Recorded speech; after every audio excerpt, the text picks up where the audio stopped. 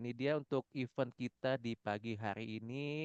Alhamdulillah sudah hadir Ibu Deci, Insinyur Deci Varia Holid, MEM, CPRM, CRP, Practicing Project and Risk Management Certified Risk Management Trainer batch pertama tahun 2029 dan asesor kompetensi BNSP. Baik, untuk waktu dan tempat saya persilakan. Silakan Bu Deci. Mm. Jadi sebelum sebelum kita masuk ke risk management sendiri, risk management itu saat ini itu komponen governance dan compliance itu menjadi bagian yang melekat di dalam implementasi. Karena biasanya GCG dan compliance ini menjadi existing control. Jadi kita apabila kita melakukan risk management, sebaiknya eh, GCG dan compliance itu menjadi bagian utama. Jadi bukan menghalangi atau membatasi, tapi menjadi rambu-rambu untuk kita bisa melakukan risk management secara benar. Jadi kalau digambarkan seperti ini, nah risk management ini ditunjang oleh BCM, Business Continuity Management. Nah, BCM itu sendiri merupakan pertama risiko yang besar, kemudian juga konsekuensinya besar. Jadi kalau dia nanti ditemukan bahwa ini dua hal ini tercapai, berarti dia harus masuk ke dalam business continuity management kita. Oke, next. Nah, perlu diingat risk management GRC ini sendiri agak ada pendekatan yang berbeda dalam tergantung industrinya ya. Jadi kalau di dalam real sector gitu ya, risk itu dianggap sebagai strategic management tools gitu untuk mencapai objektif dan target perusahaannya. Nah, GCG itu sebagai tadi existing control, jadi aturan yang harus dipatuhi, kemudian faktor-faktor eksternal yang berkembang pesat yang terkait dalam implementasi itu pada saat risk management diidentifikasi, nah itu juga harus diperhatikan. Tapi berbeda dengan financial sector, jadi sektor-sektor yang terkait dengan keuangan. Mereka GCG dan compliance itu merupakan hal yang tidak bisa ditawar. Jadi kita harus lihat risk itu seperti ini. Jadi risk itu adalah penunjang aja, bukan penunjang aja, maksudnya penunjang untuk melengkapi GCG dan compliance-nya gitu. Jadi agak berbeda implementasinya. Jadi yang perlu diingat adalah dalam financial sector GCG dan compliance itu sangat rigid. Jadi aturan-aturannya itu sudah diatur sedemikian rupa dan semua financial sector harus secara global melakukan hal-hal tersebut gitu. Oke, next.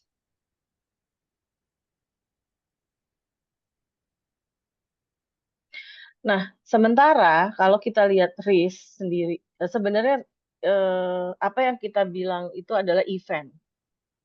Event ini mempunyai timeline-nya. Jadi di banyak pembahasan itu ada pemahaman sedikit yang berbeda terhadap event ini. Jadi bahasa event pada saat terjadi di future ya, maksudnya hal yang kita temukan di masa yang akan datang gitu ya. Jadi kita berbicara kemungkinan-kemungkinan itu kita sebutnya risk.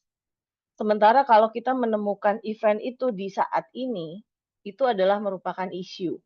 Jadi sudah berbeda bahasanya ya. Jadi kita harus paham juga bahwa sebenarnya eventnya bisa sama, tapi kejadiannya lah yang membedakan bagaimana kita bereaksi terhadap event tersebut. Tapi memang sebaiknya kenapa kita selalu harus menggunakan risk management karena kita harus uh, paham betul apa yang akan terjadi di depan. Jadi semua kejadian itu kita sudah pikirkan gitu. Nah, kemudian yang terakhir itu adalah uh, sudah lewat. Nah, kalau sudah lewat, dia pasti merupakan findings gitu. Jadi itu sudah kita bedakan, ada future, ada current, ada past ya, yang sudah lewat. Oke, next. Nah, kemudian risiko itu sendiri ini ada spektrumnya gitu. Jadi di mana kita sebutkan risk management itu, manajemen itu dari di apa terdapat di antara total uncertainty dengan total certainty. Jadi kalau dia total certainty ataupun dia total uncertainty itu adalah hal-hal yang sudah kita ketahui gitu. Atau sama sekali tidak kita ketahui. Jadi risiko itu adalah pertama general uncertainty ataupun specific uncertainty gitu. Biasanya kita sebut known unknown. Jadi dia punya hanya partial information, tapi memang semakin kita mengetahui apa yang akan terjadi sesuai dengan konteksnya, tentunya kita sudah bisa menentukan beberapa risiko yang kita akan hadapi. Ya, next.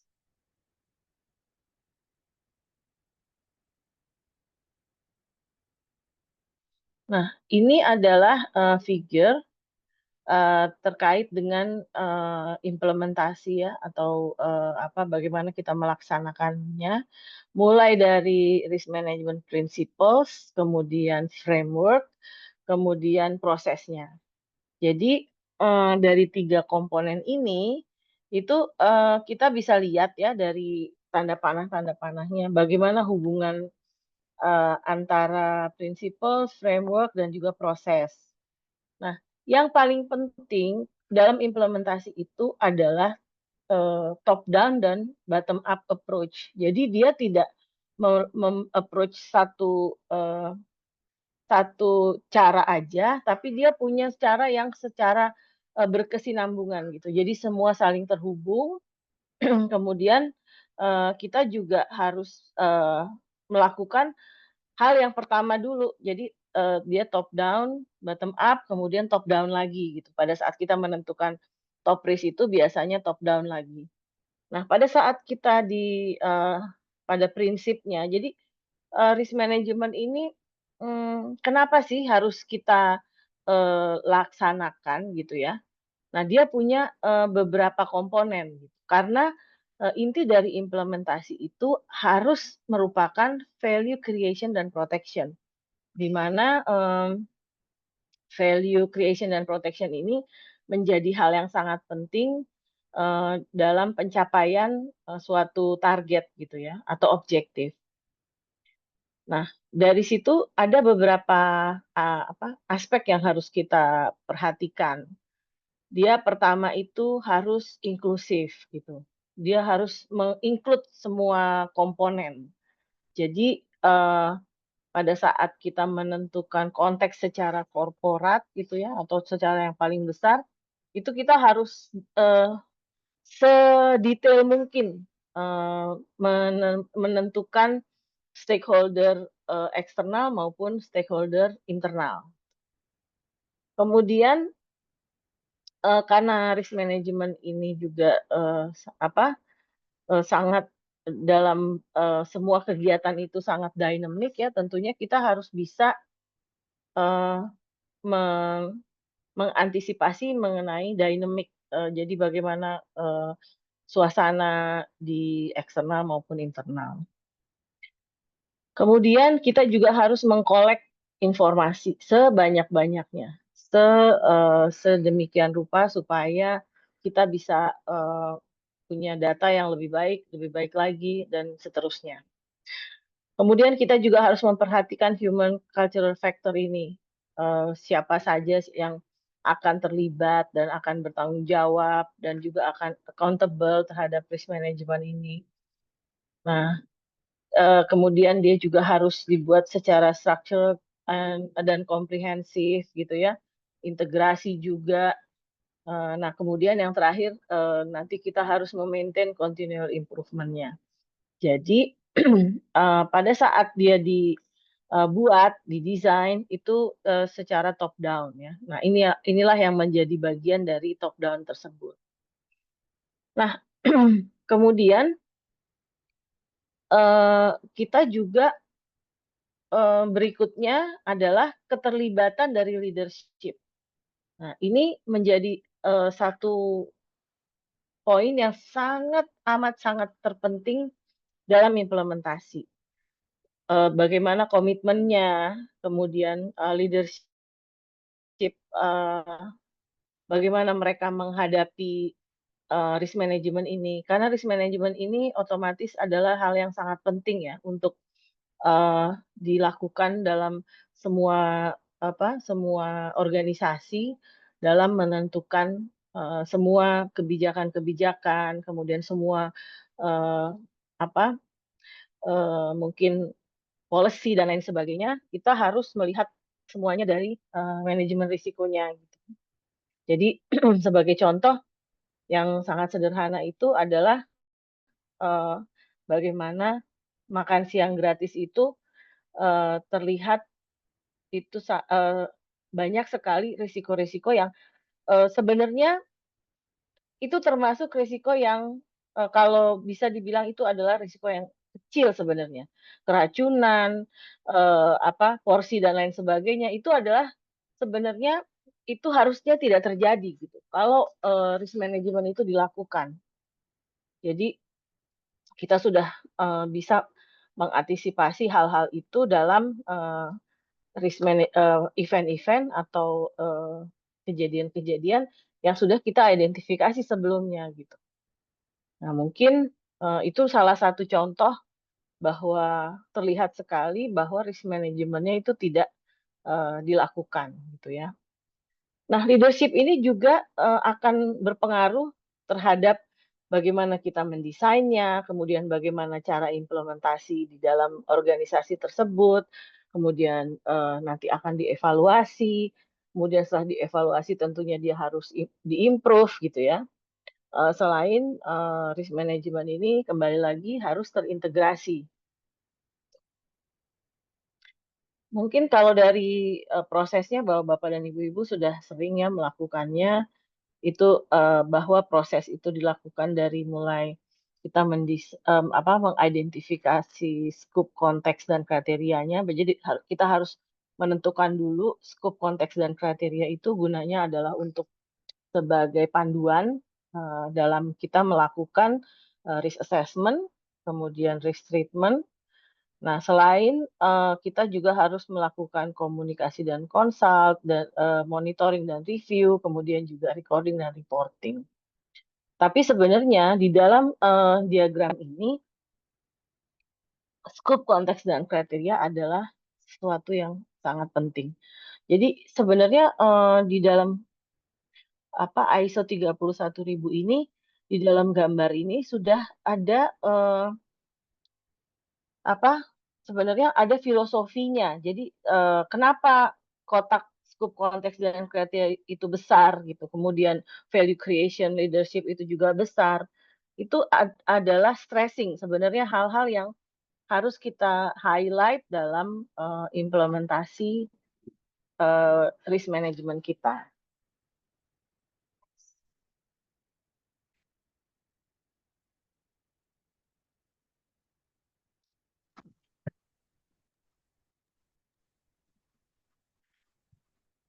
Next. Nah, sementara risk management itu gambarannya bagaimana integrasi itu? Integrasi itu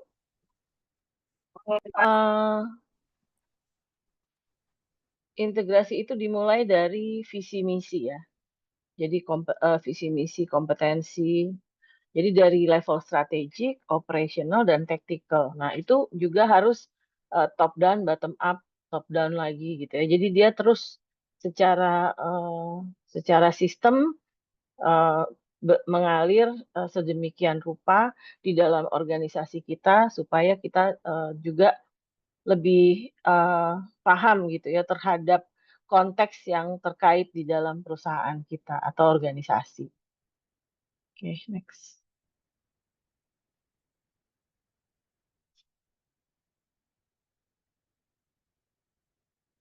Next. Ini sebenarnya cuman mau kasih lihat aja ya. Pada saat kita melakukan engagement itu, kita akan melakukan dalam 3 step gitu ya. Jadi kita pertama pada saat kita top down itu membangun itu, kita juga melibatkan apa divisi-divisi dan juga project-project dalam konteks untuk mendevelop tadi ya apa materi yang structure dan customize itu. Kemudian setelah pada saat yang sama, kita mengharapkan klien kita itu belajar mengenai bagaimana apa saja sebenarnya konteks perusahaannya gitu. Supaya kita semua dalam satu organisasi itu punya pemahaman yang sama terhadap organisasi kita. Kemudian pada saat diimplementasi, tentunya kita akan support.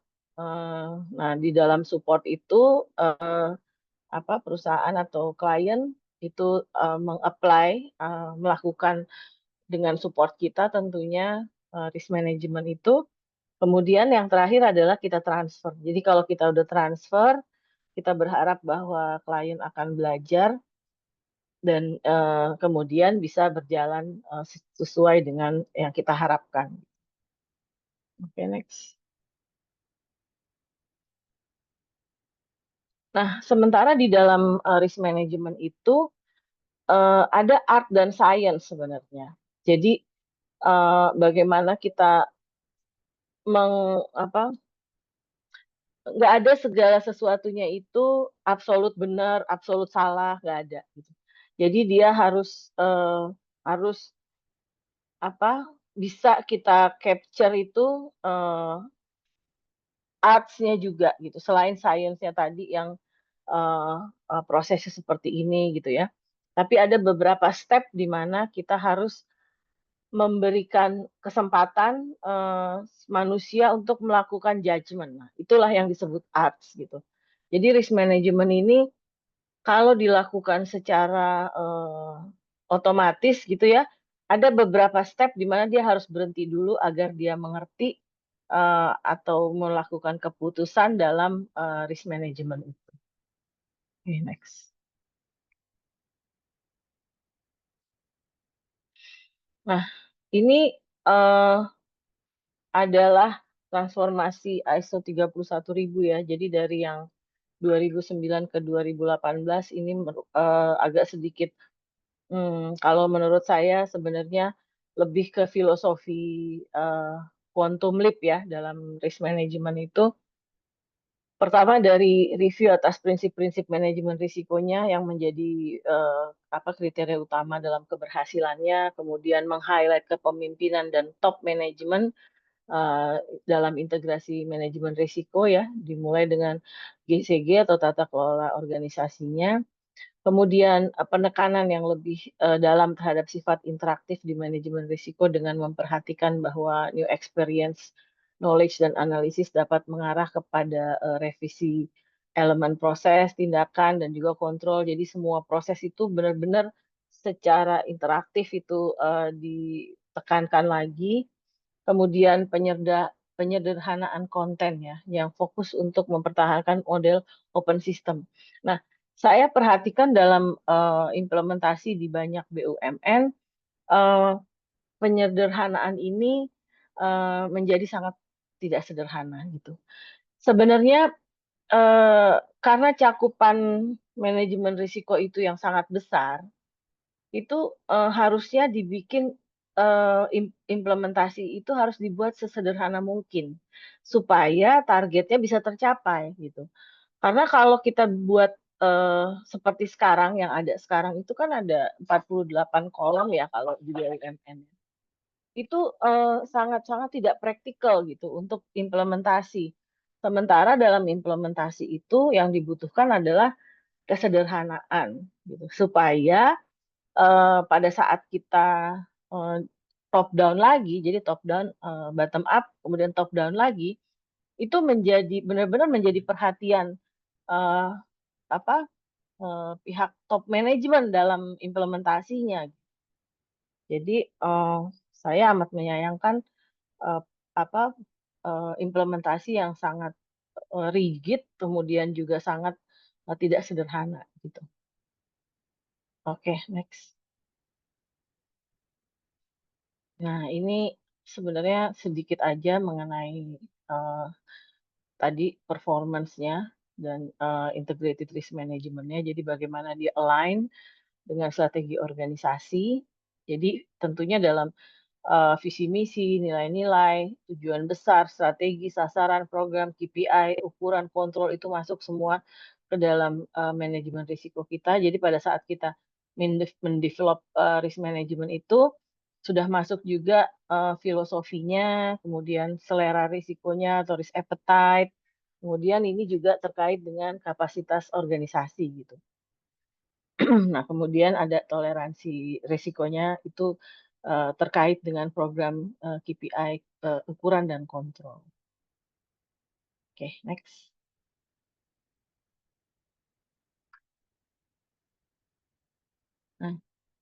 Nah, sekarang berikutnya ya, setelah kita tahu ada GRC, kemudian satu hal lagi yang baru nih recent kita dapatkan itu adalah ESG ya. Bagaimana environment, social and governance terkait dengan GRC sebenarnya. Jadi ini nanti ada kaitannya lagi dengan policy ya, policy dan inisiatif, kemudian matrix dan goals. Jadi ini menjadi satu pemahaman eh, dan juga mungkin kita punya kesempatan ya untuk eh, melakukan ini secara global. Jadi ini kan merupakan reporting ESG ini. Jadi bagaimana kenapa kita harus align gitu otomatis karena adanya ESG ini. Ada juga global initiative itu yang ada terkait dengan sustainability itu juga penting di dalam scope, konteks dan kriteria kita termasuk di dalam integrated risk management itu tadi. Jadi bagaimana kita menggunakan risk management structure-nya, kemudian leverage support-nya, kemudian terutama kita juga bisa melakukan efisiensi dan savings ya pada saat kita memperlihatkan benefit terkait risk management ini. Kemudian bagaimana kita mereframing ESG objektif sebagai risk untuk mengimprove ESG goal kita gitu ya. Jadi ini kaitannya intinya ESG itu untuk melakukan ESG yang baik tentunya kita harus punya integrated risk management system yang benar gitu untuk bisa mengalign ESG dengan integrated risk management gitu. Oke, terus udah selesai. Jadi itu aja presentasi saya hari ini. Jadi saya mempersilahkan ibu-ibu, bapak-bapak mungkin ada sedikit permasalahan implementasi yang bisa kita share untuk kita diskusikan. Silakan. Baik, terima kasih Bu Deci untuk pemaparannya. Silakan Bapak Ibu yang ingin bertanya atau berdiskusi dengan Bu Deci langsung. Kita sudah buka sesi tanya jawab.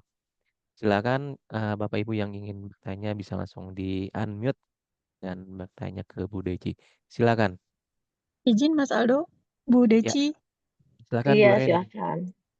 Ya Bu, izin untuk pertanyaannya mungkin kami perlu sharing apabila misalnya di manajemen risiko yang sudah kita susun begitu ternyata ada risiko-risiko yang di luar kendali gitu ya. Bagaimana kita maintenance risiko yang sebenarnya di awal kita sudah melakukan apa ya, kayak ini sepertinya akan kejadian ini, tapi itu di luar kendali kita. Tapi tetap harus kita bikin mitigasinya seperti itu. Mungkin bisa sharing Bu, kalau mungkin Ibu pernah mengalami hal yang demikian Bu. Iya, tapi Ibu mesti kasih contoh dulu, contoh kasusnya gitu. Jadi saya bisa memberikan advice terkait dengan implementasi Ibu. Oh gini, Yang jadi Bu, sederhana aja.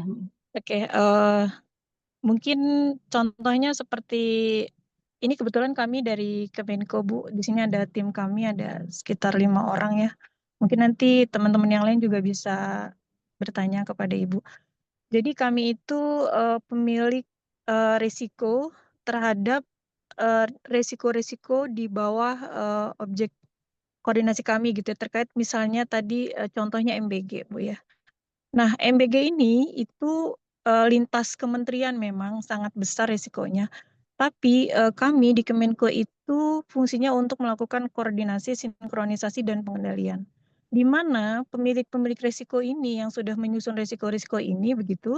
Ini mungkin agak luas juga Bu pertanyaannya ya. Ini langsung memang saya sedang mengalami hari ini seperti itu. Jadi mungkin saya melihatnya ada risiko-risiko yang kami susun itu sepertinya apa ya, dari Badan Gizi Nasional sendiri begitu, itu ada risiko-risiko yang mungkin mereka tidak mendeteksi itu gitu. Sementara kami menerima risiko yang sudah mereka susun begitu, sehingga hari ini kami coba memulai koordinasi. Nah, ini contohnya kurang lebih seperti itu, Bu. Ya. Iya, jadi sebenarnya gini, tadi kita kan di awal sebelum kita menyusun risk management itu, kita harus punya scope, konteks, dan kriteria. Nah, scope, konteks, dan kriteria ini harus kita komunikasikan. Ini belum mengidentifikasi resiko loh.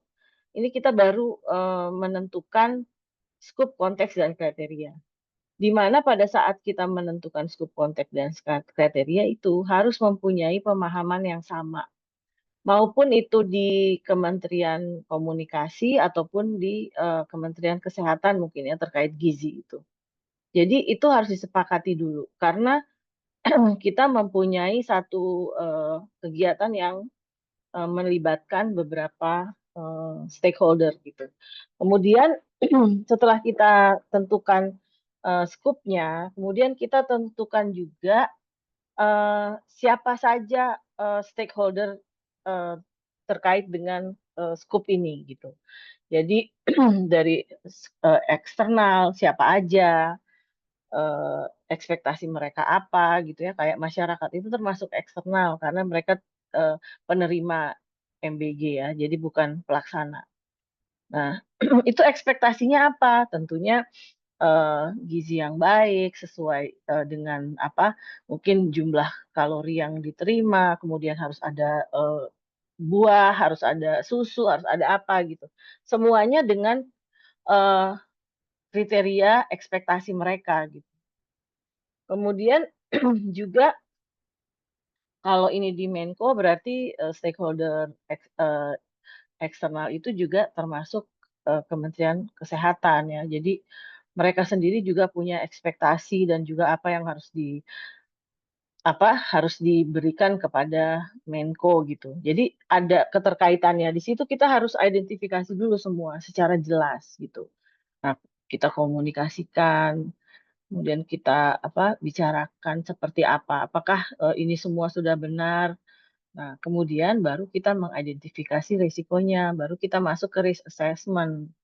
Nah, risk assessment itu pun sebaiknya itu sudah eh, dibuatkan apa ya?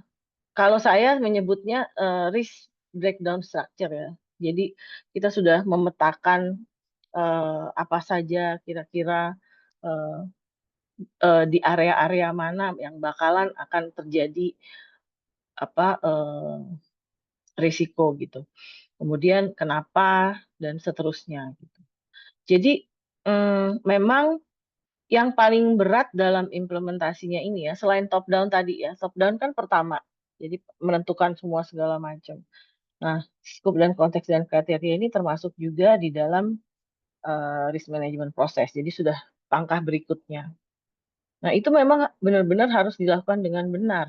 Jadi kalau kita sudah melakukan itu dengan benar, tentunya mempermudah kita untuk melakukan eh, apa pemahaman terkait dengan risiko yang akan kita identifikasi gitu.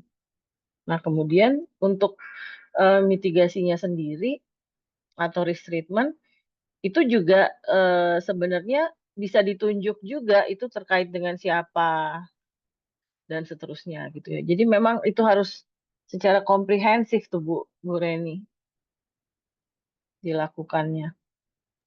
Ya, Bu Desi, baik, terima kasih Bu pencerahannya. Memang sudah 2 bulan ini kami sedang memperdalam eh, manajemen risiko sendiri yang hari ini mungkin kami leadernya Bappenas ya Bu, tapi hari ini mungkin sangat cukup mencerahkan, khususnya mungkin ada tim saya yang bergabung pada pagi hari ini gitu. Terima kasih Bu. Iya, iya.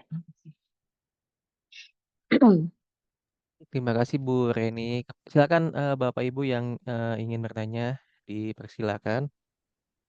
Yang Iya, sudah mohon izin Pak Aldo, saya Azmi dari anggota timnya Bu Reni, Pak. Ingin bertanya ya, Pak terkait yang menyambung dari yang disampaikan Bu Reni eh, terkait dengan hal-hal yang nggak bisa kita kendalikan ini ya, Ibu Deci sebagai contoh ada program misalnya Koperasi Desa Kelurahan Merah Putih, Pak. Ketika kita menyusun skop konteks dan kriteria ini memang agak sedikit bermasalah karena kan ketika bicara skop konteks kriteria kita mulai dari program nasional ya, program turun ke program prioritas, kemudian ke apa namanya ke kegiatan prioritas gitu ya Pak, ke dari PN, PP ke KP. Ini kan sebenarnya kegiatan ini ada di Kementerian Koperasi Pak. Mungkin inline dengan disampaikan Bu Rini tadi Pak. Sementara untuk apa namanya entitas utama pemilik risiko ini adalah Kementerian Koperasi yang bukan di bawah kendali Kementerian Koordinator Pangan gitu Pak. Jadi Ibu maksudnya. Jadi sementara kami kan di Kemenko Pangan ini sebagai apa namanya mengkoordinatori beberapa kementerian yang sebenarnya Kemenkop ini ada di bawah Kementerian Koordinator Pemberdayaan, Bu. Jadi memang ketika bicara skop konteks kriteria di PN itu bicaranya pengentasan kemiskinan itu adalah ininya Kemenko pemberdayaan gitu. Tapi ketika dalam implementasinya karena memang ini adalah arahan presiden ini ke Kemenko Pangan gitu Pak. Nah ini ada beberapa hal memang ketika bicara skop kriteria konteks sampai ke namanya apa namanya ya mitigasi gitu Pak. Ada beberapa yang tidak di luar kendali kita gitu Pak. Karena kita apa namanya ini kena lebih kepada pemberdayaan ya. Lebih lebih banyak outputnya ataupun outcome-nya kepada tadi yang program nasional pengentasan kemiskinan gitu. Tapi memang akhirnya dia disambung-sambungin gitu. Nah ini mohon pencerahan juga dari Bu Deci sebagian tadi yang disampaikan oleh Bu Reni ya, Bu Inspektur kami sebenarnya di Kemenko Pangan terkait dengan bagaimana sih sebenarnya strategi ya Kemenko Pangan ini sendiri karena ketika kita mengendalikan Kemenko Pemberdayaan juga kita agak sulit juga gitu karena kan levelingnya sama gitu ya. Itu yang pertama. Yang kedua terkait dengan risk Iya, appetite Bu, selera risiko ini Bu, saya masih confused juga aku terkait tahu. selera risiko ini hal-hal yang menjadi apa ya pembatasan dalam ketika kita apa namanya menetapkan satu risiko ini prioritas, tidak Hmm, prioritas. Ini selera risiko ini kan mohon maaf ya dengan kata kasar ya suka-suka saya dong hmm. yang menetapkan apa Iya, namanya penilaian ataupun prioritasasi dari risiko gitu. Ini mohon pencerahannya juga Bu. Terima kasih. iya, iya. Yang mudah dulu ya saya jawab ya. Kalau risk appetite itu sebenarnya tetap harus ada ukuran yang menjadi tolak ukur gitu. Dia tetap harus ada. Apakah itu pencapaian, apakah itu eh, apa ya harus dikaitkan dengan target-target yang akan dicapai gitu. Jadi nggak bisa risk appetite ini berdiri sendiri gitu. Jadi dan juga tidak bisa ditentukan dengan suka-suka karena di dalam scope konteks dan kriteria itu kita sudah menentukan risk appetite di dalamnya. Tentunya memang dalam implementasi risk management ini menurut saya yang paling challenging ini adalah melakukan scope konteks dan kriteria. Kembali lagi ke pertanyaan yang pertama, nah itu juga kalau kita menentukan stakeholder eksternal itu sudah pasti tidak bisa kita kendalikan, Pak. Jadi kita itu dalam kita mengidentifikasi risk itu kita harus bisa menentukan peran apa yang bisa kita bukan peran. Jadi apa yang bisa kita sampaikan atau kita komunikasikan ke dalam komunikasi yang akan kita lakukan dengan pihak-pihak tersebut gitu. Apakah itu merupakan bentuknya report ataupun planning ya. Jadi dokumen planning itu harus di approve dulu misalnya dengan mereka. Jadi itu ada mekanisme yang seperti itu yang harus kita tentukan di dalam risk management kita gitu. Jadi kalau untuk memperkecil risiko. Nah, kemudian kalau risikonya itu ternyata tetap terjadi atau event itu tetap terjadi juga, kemudian merupakan satu konsekuensi yang besar, itu kita harus punya BCM, Pak, Business Continuity Management. Itu masuk ke BCM. Itu di BCM itu kita berkesempatan melakukan analisa atau mempelajari secara mendalam terkait dengan konsekuensinya gitu. Jadi sebenarnya kalau dia risikonya besar, kemungkinannya besar, atau itu juga kejadian hal yang jarang terjadi tapi kemungkinan terjadi, itu kan masuk ke BCM. Nah, kalau di BCM itu berarti kita sudah menaikkan risiko itu ke level berikutnya. Jadi sudah kita eskalasi. Itu sudah tidak ada lagi di dalam kapasitas kita dalam mengimplementasikan risk-nya, Pak. Biasanya harusnya seperti itu.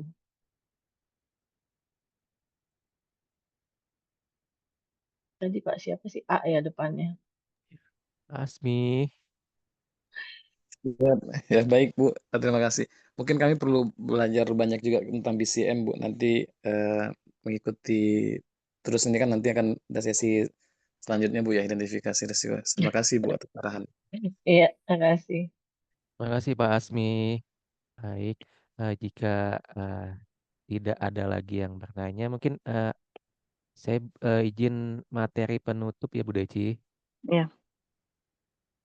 Nah, oke Bu Deci, tidak terasa event kita sudah selesai. Mungkin ada kata penutup dari Bu Deci.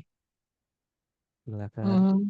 Iya, saya cuman kasih input aja ya buat implementasi risk management. Tolong Bapak-bapak dan Ibu-ibu itu kesempurnaan itu hanya milik Allah. Sesuatu yang rigid itu tidak akan membantu kita melaksanakan risk management. Jadi yang penting kita ngerti gitu. Scope, konteks, dan kriterianya kita harus ngerti dulu karena dari situ risk identifikasinya akan lebih baik gitu.